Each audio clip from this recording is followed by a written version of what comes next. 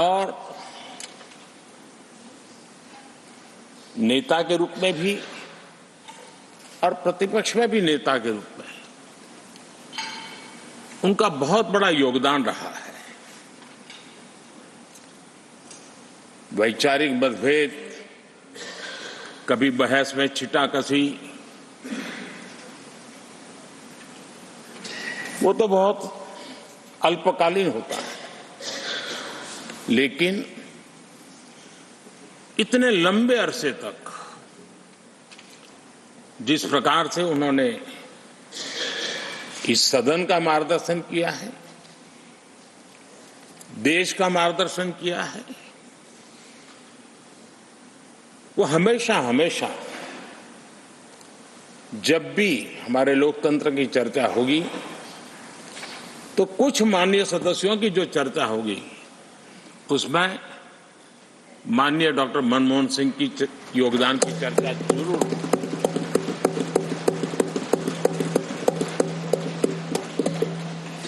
और मैं सभी सांसदों से, चाहे इस सदन में हो या उस सदन में हो, जो आज है वो शायद भविष्य में आने वाले थे, मैं उनसे जरूर कहूंगा कि ये जो माननीय सांसद होते हैं किसी भी दल के क्यों न हो, लेकिन जिस प्रकार से उन्होंने अपने जीवन को कंडक्ट किया होता है, जिस प्रकार की प्रतिभा के दर्शन उन्होंने अपने कार्यकाल में कराए होते हैं, उसका हमने एक गाइडिंग लाइट के रूप में सीखने के लिए प्रयास करना चाहिए। मुझे याद है उस सदन के अंदर लास्ट कुछ दिनों में एक वोटिंग का अवसर था, विषय तो मैं छूट गया मेरा, लेकिन पता था कि विजय ट्रेजरी बैंक की होने वाली है। अंतर भी बहुत था, लेकिन doctor Manmohan Singh ji wheel chair में आए, वोट किया। एक सांसद अपने दायित्व के लिए कितना सजग है उसका वो उदाहरण है, वो प्रेरक उदाहरण था। इतना ही नहीं, मैं देख रहा था कभी कमिटी के चुनाव हुए, कमिटी मेंबर्स के, वो व्हील चेयर में वोट देने आए। सवाल ये नहीं है कि वो किसको ताकत देने के लिए आए थे, मैं मानता हूं वो लोकतंत्र को ताकत देने आए थे।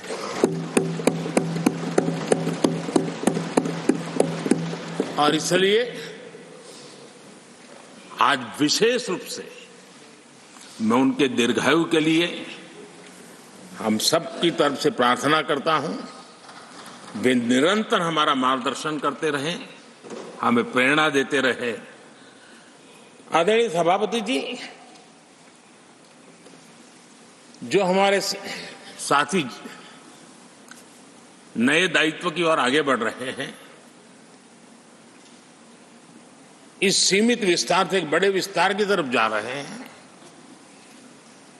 राज्यसभा से निकल करके जनसभा में जा रहे हैं, तो मैं मानता हूं उनका साथ, यहां का अनुभव, इतने बड़े मंच पर जा रहे हैं तब देश के लिए एक बहुत बड़ी पूंजी बनकर के निकलेगा।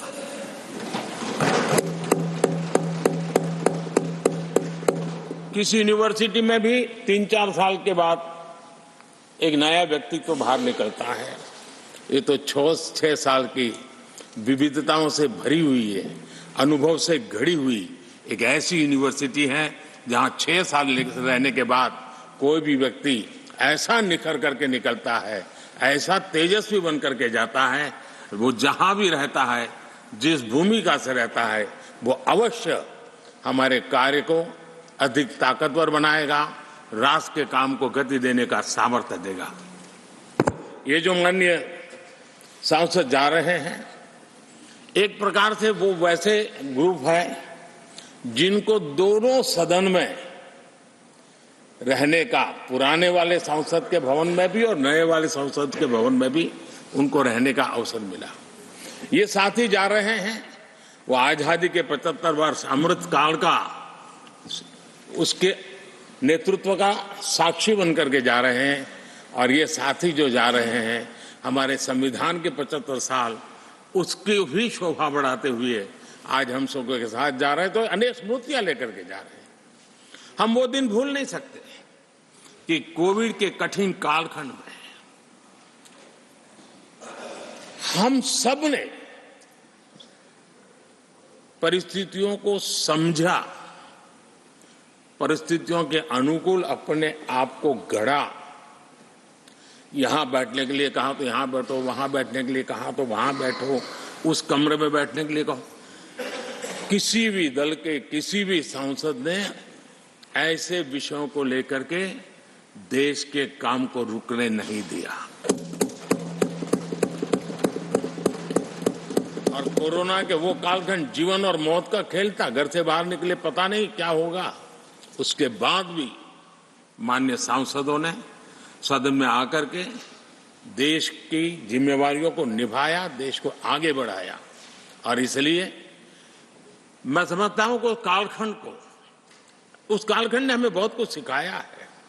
संकटों के बीच भी भारत की संसद में बैठे हुए व्यक्ति कितने बड़े दायित्व को निभाने के लिए कितना बड़ा रिस्क भी लेते हैं और कितनी कठिनाइयों के बीच में काम भी करते हैं, इसका अनुभव भी हमें हुआ।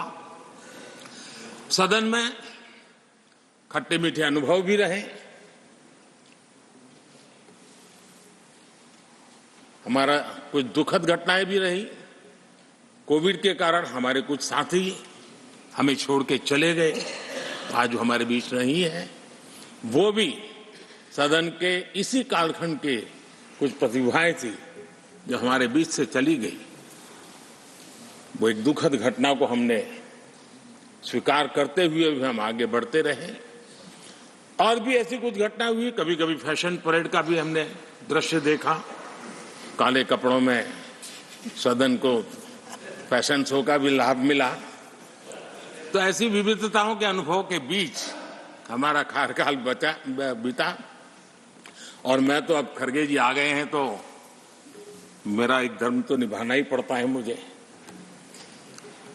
कभी कभी कुछ काम इतने अच्छे होते हैं जो बहुत लंबे समय तक उपयोगी होते हैं। हमारे यहाँ कोई बच्चा कुछ अच्छी चीज कर लेता है, कोई बच्चा अच्छे कपड़े वपड़े पहन करके अवसर के लिए तैयार होता है, तो परिवार में एक आध स्वजन आ जाता है, किसी की नजर लग जाएगी, उसको काला टीका कर दो, तो ऐसे काला टीका कर देते हैं। आज देश पिछले 10 साल में समृद्धि के नए नए शिखर सर कर रहा है। एक भव्य दिव्य वातावरण बना है, उसको नजर न लग जाए, इसलिए काला टीका करने का आज प्रयास हुआ है। मैं उसके लिए भी खरगे जी का बहुत धन्यवाद करता हूं, ताकि इस हमारी प्रगति की यात्रा को कोई नजर न लग जाए।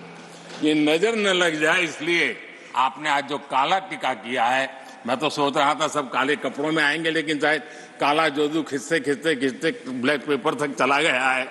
लेकिन फिर भी मैं उसका भी स्वागत करता हूं, क्योंकि जब भी अच्छी बात होती है काला टीका नजर न लग जाए, इसलिए बहुत जरूरी होता है। और उस पवित्र काम को, और आज जिस उम्र के हैं उस व्यक्ति जब ये काम करता है तो जरा अच्छा रहता है। तो मैं इसके लिए भी आपका आभार व्यक्त करता हूं। आदरणीय सभापति जी, ये विषय कोई लंबा बोलने का तो है नहीं, लेकिन हमारे यहाँ शास्त्रों में एक बहुत बढ़िया बात कही गई है। शायद हमारे सब साथी जा रहे हैं तो जो कमी भी हमें महसूस होगी उनकी, क्योंकि उनके विचारों का लाभ जो आ जाएंगे वापिस वो तो और तेज तरार होकर के आएंगे। जिसको हमला करना है वो भी मजेदार हमले करेंगे, और जिसको रक्षा कवच बनाना है वो भी बढ़िया बनाएंगे। वो अपना काम चलता रहेगा। हमारे यहाँ शास्त्रों में कहा गया है, गुणा गुणज्ञेषु गुणा भवन्ति, गुणा गुणज्ञेषु गुणा भवन्ति, ते निर्गुणम प्राप्य भवन्ति दोषाः, ते निर्गुणम प्राप्य भवन्ति दोषाः। आस्वाद्य तोया प्रवहन्ति नद्य, समुद्र मासादय भवन्तय पेया। उसका मतलब है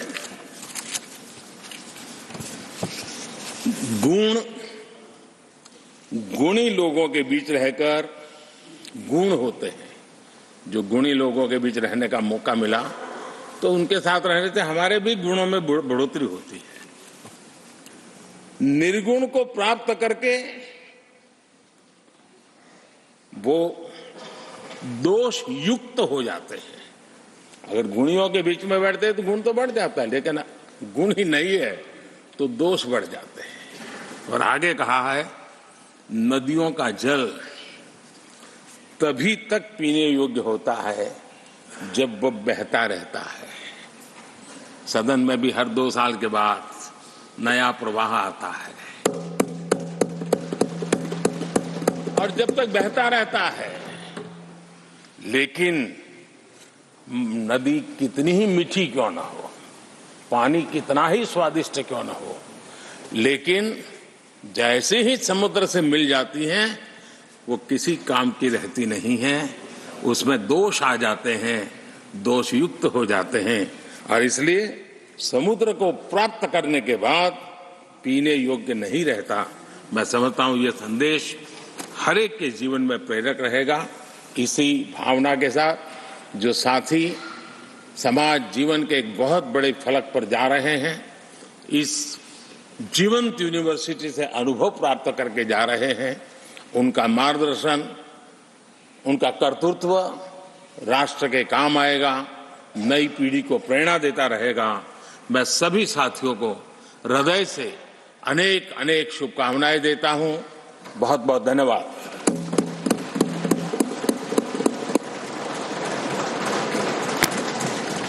Honorable Leader of the Opposition.